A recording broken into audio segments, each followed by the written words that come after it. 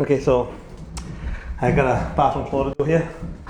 This is OSB, 3/4 inch tongue and groove, and I'm going to be using Laticrete StratMat as my uncoupling membrane.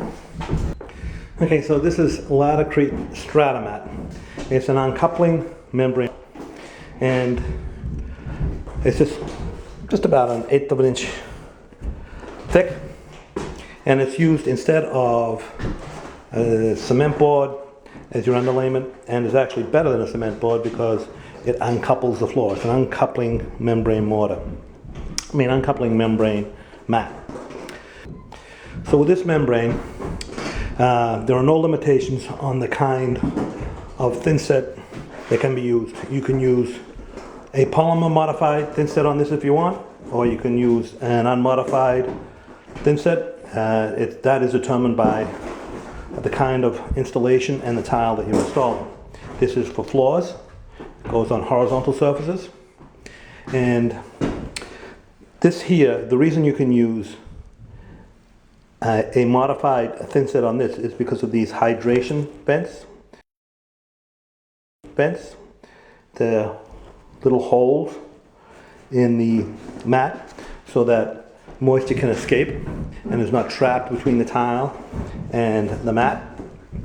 And so that allows for the use of a modified or even a highly modified thinset mortar. So how does an uncoupling membrane work? So between these depressions is empty space, and the empty space allows for the deformation of the mat without transferring that movement to the tile. So the mat is bonded via the matting on the back here. The fleece on the back is bonded to the mat, and then when you put in and install this onto the floor using a modified thinset in this case, it adheres this mat to the thinset. And then when you install the tile is mechanically locked into the mat so that if there's movement under the tile on the subfloor, the mat can deform and not transfer that movement through to the tile. So this is a 340 square foot roll. I could be wrong about that. It's either 40 or 30 or something like that. And then they make smaller rolls, which are 150 foot rolls. So you don't have to buy a big roll. If you've got a smaller job, you can buy a smaller roll and use that for your floor. Okay, so this is a trowel.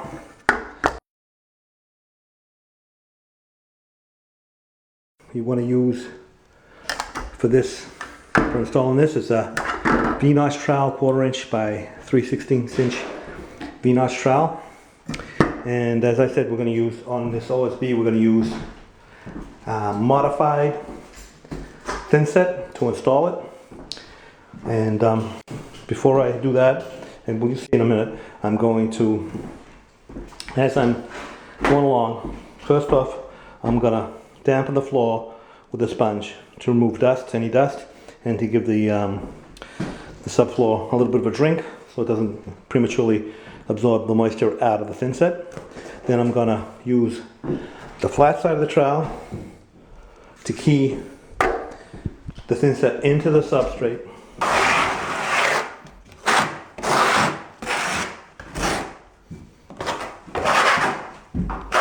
And then I'm going to flip it over and use the V-notch to gauge out the thinset.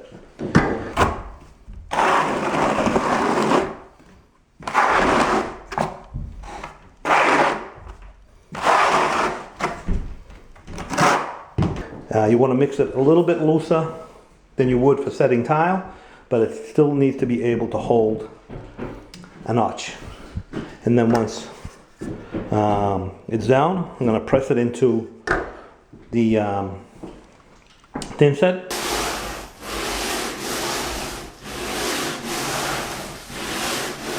I'm going to use, I have a wooden float that I use to press it in. And if you use gray thinset, you can see the coverage through the mat and see how well you have coverage. I'm actually going to be using white thinset because I always use white thinset. You'll still be able to see the coverage, but not quite as clearly as with gray thinset. So that's the procedure. And you want to leave it a 1/4 inch away from the walls. Any sheets that come together, you butt them tight, and you can immediately install the tile if you want. Generally, though, I wait for the next day, but that's not necessary. So I'm going to get to this and install this mat. Okay, so this is the width is 45 inches long. So I'm actually going to install it the short ways. It's nice like this instead of the long ways, because if I do it the long ways, I'm going to be coming out to here about 45, and then I get a big piece that I'm going to have to cut off. So if I go the short ways, I have less waste. So that's how I'm going to do this floor. Okay, so the only thing you need to do, cut this is a utility knife.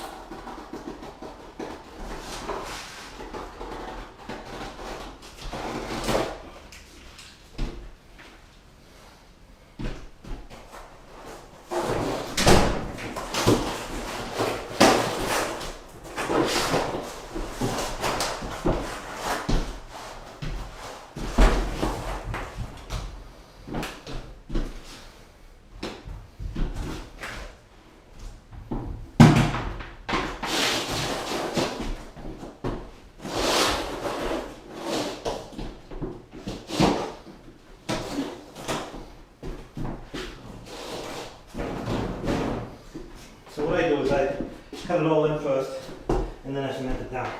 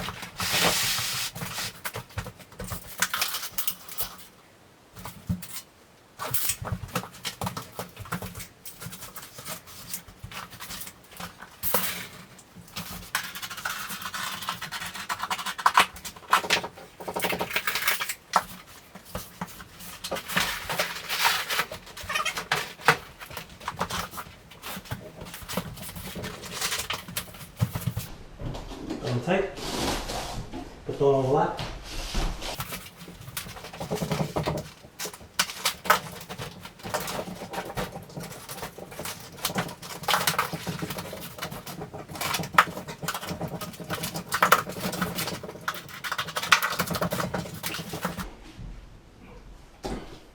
One thing about this, it's not waterproof once you install it. It's not waterproof. If you need a waterproof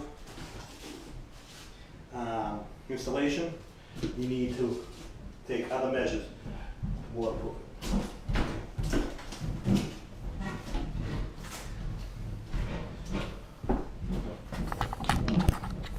So anyway, I'm gonna finish up this area here, and I'm gonna cement it down. Okay, so I have the thinset mix. So the first thing I'm gonna do is roll this back. And roll this back.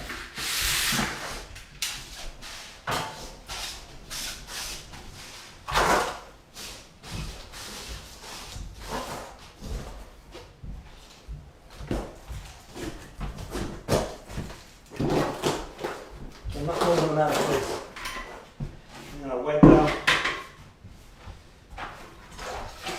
the substrate and get dust and give it a drink.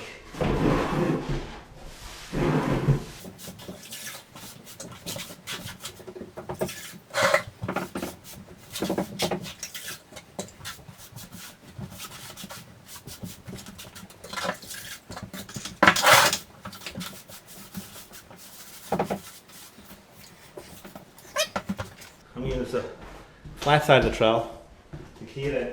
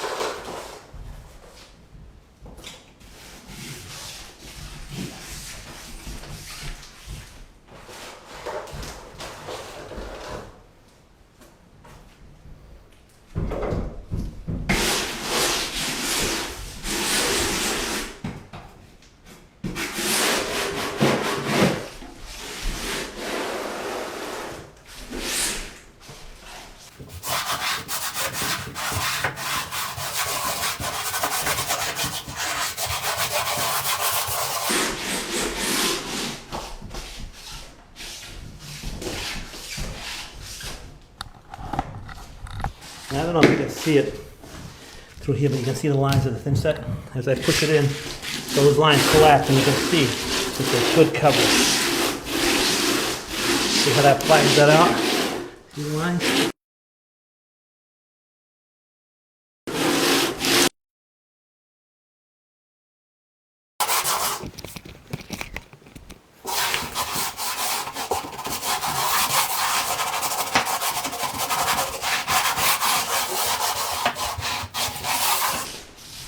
I'm just going to verify coverage anyway by pulling it back just to see.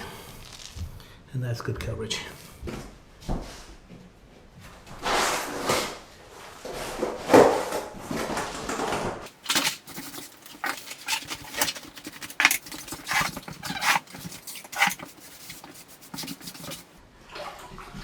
So I did back in this floor before I started.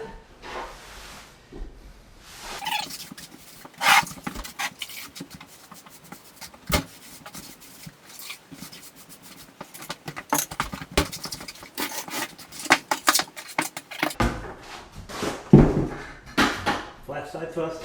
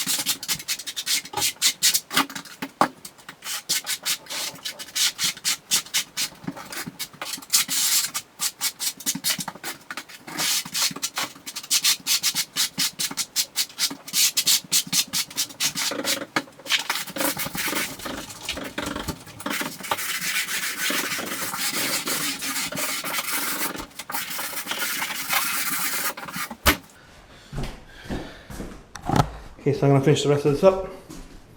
And it's down. That's it. Okay, so I have a little bit of leftover thinset. There's no point in wasting it. So I'm just going to use it up and fill all the depressions. And tomorrow when it's dry, I can just tile right over it. So there's no need to throw any leftover thinset away.